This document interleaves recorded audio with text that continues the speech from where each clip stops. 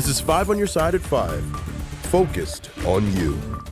We are in a weather alert this evening with dangerous heat and humidity around the bi-state. Our heat index is in the triple digits, and the heat's going to last all week. Thanks for joining us. I'm Mike Bush. I'm Kelly Jackson. It is best to stay in the AC this week if you can. Our Weather First team is keeping a close eye on the temperatures. Let's check in with meteorologist Gary Frank. Boy, oh boy. Steamy. I mean, it's another day where you wake up and the AC makes the windows fog up inside your house, you know, Right. and it's just immediate. And we didn't drop below 80 degrees in many spots, but we had that significant fog, which still, at least positives and negatives. The negatives are obviously out there, right? You just step outside and it's immediate sweat. The positives that kept us away from 100, it could have been way worse, seriously. So one of the reasons that we had that significant fog is the reason that we are sitting in this pattern. Excessive heat warning now through Thursday still. We continue to monitor this because of the heat index. This is when we factor in this significant, incredibly abnormal humidity, which puts temperatures that only are 95 degrees or so, but they feel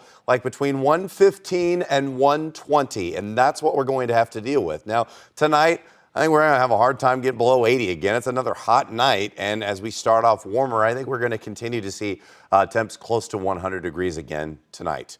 Tomorrow and Wednesday, there is no end in sight. This is humid as it gets over the next few days. There is relief beyond Thursday, and that's what we'll talk about as we start to bring the humidity out and also knock our temperatures below 100. What it feels like the next few days and when we'll expect this pattern to finally end. All right, thanks, Gary. And the extreme heat has multiple groups scrambling to keep people in St. Louis cool. 5 on your side spent the day following St. Louis firefighters as they redefine what it means to protect and serve. Our Holden Kerwicki joins us now in the studio with more on that mission. Holden. Well, Mike Kelly, it's no secret that firefighters are trained to deal with extreme heat for long periods of time. But today they spent the day trying to help the elderly beat the heat. By partnering with Ameren and Cool Down St. Louis firefighters are getting ahead of potential heat-related calls by delivering and installing window air conditioning units for the elderly and disabled. According to Cool Down St. Louis, the demand for AC units and utility assistance has gone up 43% year to year. And in many cases, they find that people with working HVAC systems don't want to turn them on due to the concern that it could drive up your bill. Sometimes our elderly that were born prior to air conditioning think that they can still make it because they went through these things when they were young, but they're no longer young. Now they're elderly and their bodies don't regulate heat the same way. People will try to beat the heat, but the heat will eventually beat you. It's worth noting that in 2018, the state of Missouri passed a hot weather law, which makes it illegal for utility companies to disconnect customers when the heat index is above 95. That's why they're encouraging any holdouts out there to go ahead and turn on the air. Mike? Holden, thanks. In about 3 hours, Beyonce plays here in St. Louis. And her fans have been waiting out in the heat for hours to see Queen Bey herself. Laura Barcheski joins us live outside the Dome at America Center. I see all the people lined behind you, Laura. Yeah, Mike and Kelly, it is really hot. I have my own personal fan, like a lot of the fans here in line, and they've been waiting, as you said, for hours to see the Queen Bee herself.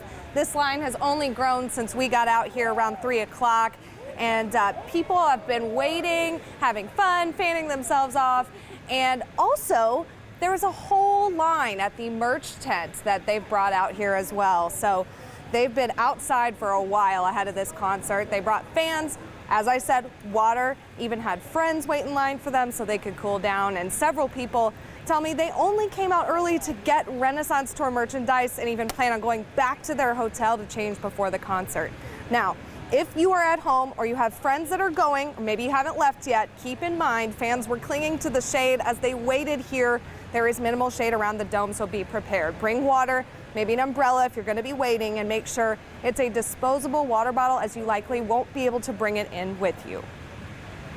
We don't need anybody falling out. I think it's important to keep hydrated. Of course, if you're having adult beverages, as well as make sure you drink your water. So definitely stay hydrated, stay safe, be smart while you're out here, and have a good time. Just a few more reminders. The doors will open at 6, so that's quite a bit. You still have about an hour. And remember, there is a clear bag policy in place, so they'll be checking for those things as you head in. Stay hydrated, and Beehive, have fun. Reporting live from downtown, Laura Barcheski, 5 on your side. And for more information on how to keep cool in the St. Louis area, just text the word HEAT to 314-425-5355. Well, today was the first day of school for students in the St. Louis Public School District. And for the first time in 14 years, there's a new superintendent. Dr. Keisha Scarlett comes to St. Louis after working for Seattle Public Schools for the last 24 years. She says her focus is a safe and welcoming environment. Students are lined up, they're going through security checkpoints, but it's not just a security checkpoint. I'm noticing our security officers connecting with them, saying good morning, some of them welcome back. That is their first point of contact, along with buses as well, right, to come into school. So having adults who care for them, are connected with them, who know them by their name, their story, their need, is very important, and that's our first step in having safe schools. She also sat down to talk to teachers about the changes they want to see, and they tell her they want to be supported and have more career advancement opportunities. And it's also back to school for Rockwood students, and students in the district will notice some staffing changes. Tracy Henson has more from the superintendent. There's always something new for back to school, and this year for Rockwood School District, safety is one of their priorities, so they're adding to the team. What students will see is 4 district safety officers that are going to be full-time employees here in the Rockwood School District. They'll be rotating through each of our quadrants, each of the elementary schools in each of our quadrants on a daily basis. The 4 dedicated officers will join Rockwood's already established student resource officers. While those positions are filled, there are a number of open spots at Rockwood schools.